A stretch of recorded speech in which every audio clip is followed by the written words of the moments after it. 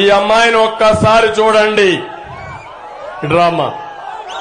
ఈ అమ్మాయిని మీరు చూస్తే ఇక్కడ ఉండే అందరూ ఆలోచించుకోవాలి.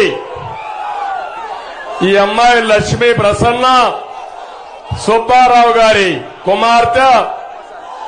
అతను ఒక పద్మశాలి కుటుంబం, ఒక చేనేత పనిచేసుకునేవాడు. అలాంటి వ్యక్తి అప్పుల పాలైపోతే 4 ఎకరాల ఆస్తుంటే ఆ భూమి అమ్మి అప్పు కట్టి ఈ పిల్లల్ని చదివించాలనుకున్నాడు. ఈ అమ్మాయి వీళ్ళ చెల్లెలు ఒక అమ్మాయి ఉండేది. ఈ వైఎస్ఆర్ కాంగ్రెస్ నాయకులు ఆన్లైన్ లో సుబ్బారావు యొక్క ఆస్తిని వాళ్ళ పేరుతో రాసుకున్నారు. పాపం ఎంఆర్ఓ దగ్గరికి వెళ్లాడు, లంచాలు ఇచ్చాడు, అందరి దగ్గర తిరిగాడు. ఎవ్వరు కూడా